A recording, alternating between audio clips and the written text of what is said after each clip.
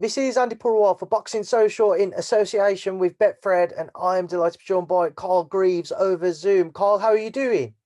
Oh, good, Andy. Thank you. Good to How are hear. you?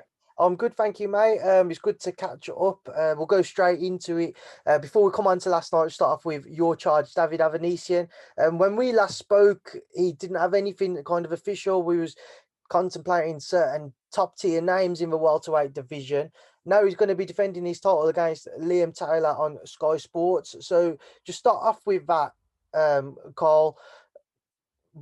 Firstly, how did it end up being Liam? I know obviously he was the mandatory, but how did it end up being him ahead of those other names? Yeah, well, obviously it's been frustrating for David. We've been after a big name, haven't been able to get one. So obviously we're going back to defending the European title. Keep busy. Obviously we can't underestimate anybody at this level, but we feel that David's above European level now, which I think he's proved. But yeah, so obviously Geordie Vice was mandatory challenger. He went out to purse bids. He got delayed and then he pulled out injured a couple of days before the bids was due in. And obviously they went down the pecking order. I think Conor Benn's number 2. Well, he made it clear that he never wanted the fight. Well, not him personally, but obviously his team. So I think number 3 was Liam Taylor. So obviously Liam Taylor got put in by the European, by the EBU. It went out to purse bids. And Boxer have won the purse bids. It's going to be shown on Sky Sports October the 2nd. Just with this fight, you mentioned just and you feel that David's above that European stage now. So going into this fight with Liam Taylor, David will be a big favourite. Is it important that if he is successful, he doesn't do so just in kind of a cruises to victory type fashion? He needs to be looking impressive. He needs to make a statement. Yeah, I think he will. And I can honestly say that since the Josh Kelly victory, he's improved another 20%. He's looking fantastic in the gym. He's been with me now 2 weeks. Obviously, he's always in great shape. He trains back home in Russia and comes to me for the last 6-7 weeks. So he come over in fantastic shape. And he's got the bit between his teeth still. He's still very, very hungry. He's not going to be overlooking Liam Taylor. Liam's a good fighter. He deserves his opportunity.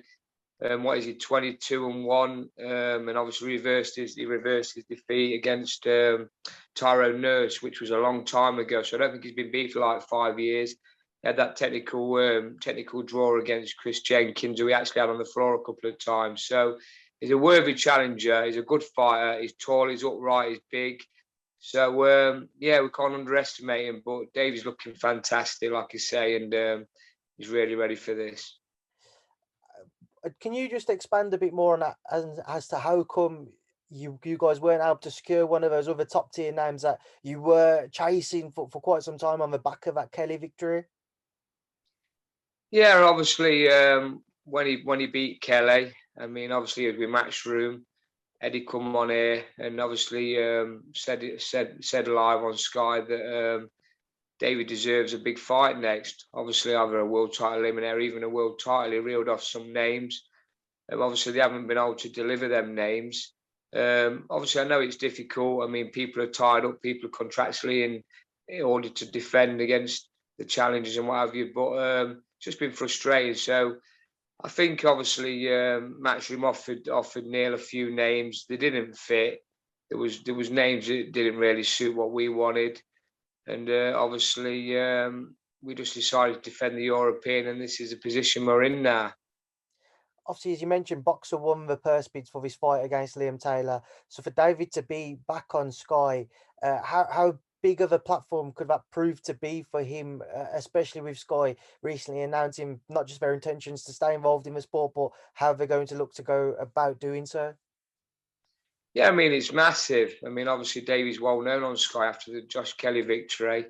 You know what I mean? He got big numbers that show, that fight, and he's well known. I mean, obviously, with his connections with me and Neil in England as well.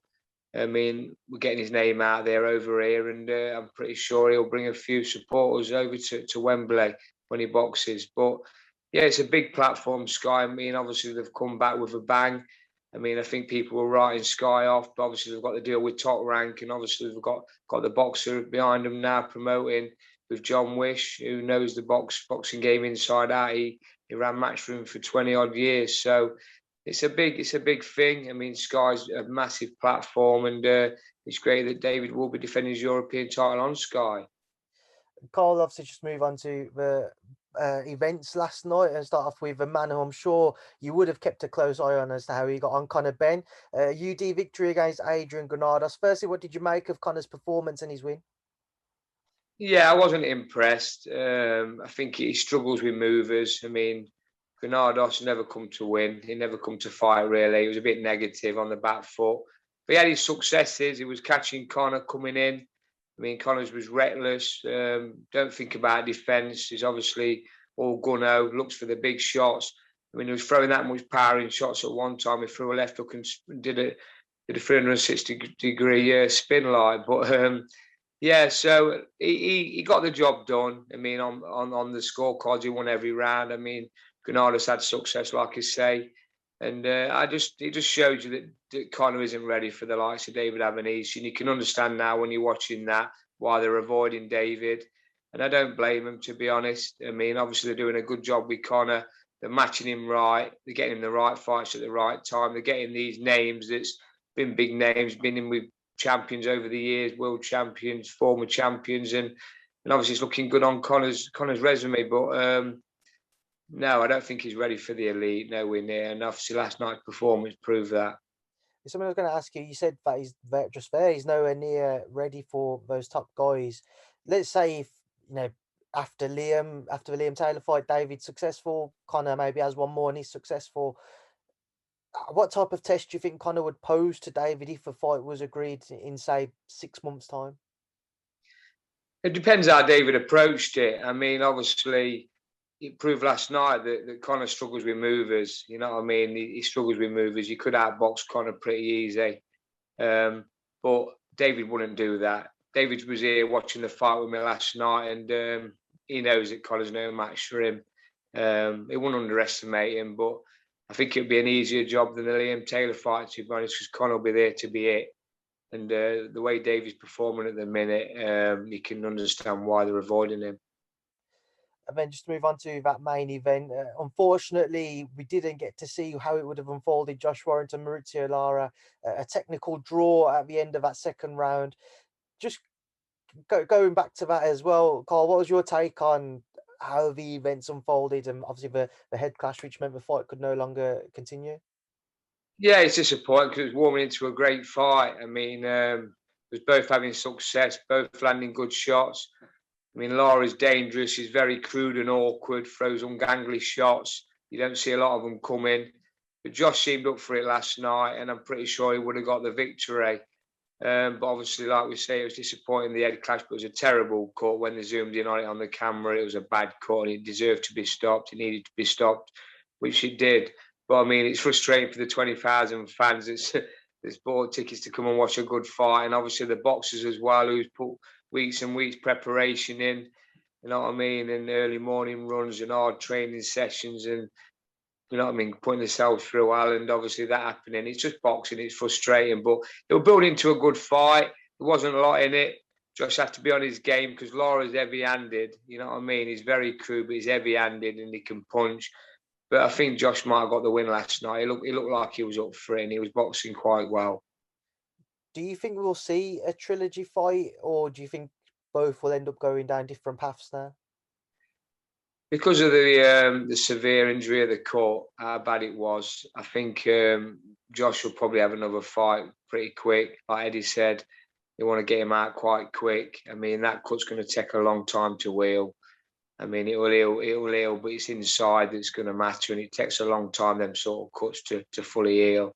So, yeah, I would say that Josh will fight again, and obviously if he's successful, he might end up going a different route, but I think he wants to settle the score, Donny. You can tell he's very disappointed. He wants to put the wrongs right, and he wants to reverse the defeat. So it might happen in the future. I know he wants it to, but I think we'll have another fight or two before Lara's ready.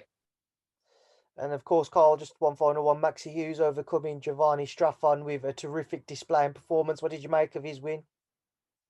Yeah, I'm over the moon for Maxi. I mean, like I know him very well. He actually made his professional debut on my show at Doncaster Dame against Johnny Greaves. So I've known Maxi years. I mean, he lost to Sam Bowen for the British title. Was my fighter. I mean, Sam's very, very strong. He's a good fighter. It's disappointing that he's not about at the moment. I mean, he's moving up to lightweight, so we'll see what happens there. But I think Maxi boxed fantastic. He's come on leaps and bounds since he's moved up to lightweight. I mean, what's he had now? 4 victories, back to back, all good wins as well. Won 3 titles, and last night he boxed a perfect fight. I mean, that Straffon didn't know how to handle a southpaw. I know it was southpaw v southpaw, but Maxi seemed to know how to box a southpaw a lot better than what Straffon did. He was getting pinged with that left hand all night, Straffon, and I thought Maxi boxed fantastic. He boxed on the back foot. He mixed it up well. When he hurt Straffon, he put it on him, and then he realised he couldn't get him out, so he went on the back foot and outboxed him again. It was a fantastic performance and fully deserved. I mean, it couldn't happen to a nicer kid. Right, Carl, we will leave it there now. Leave you to enjoy the rest of your Sunday. It's great to catch up with you. Hopefully, I'll speak to you again soon. Thank you for speaking to Boxing Social. Thanks, Andy. Top man. Thank you, mate.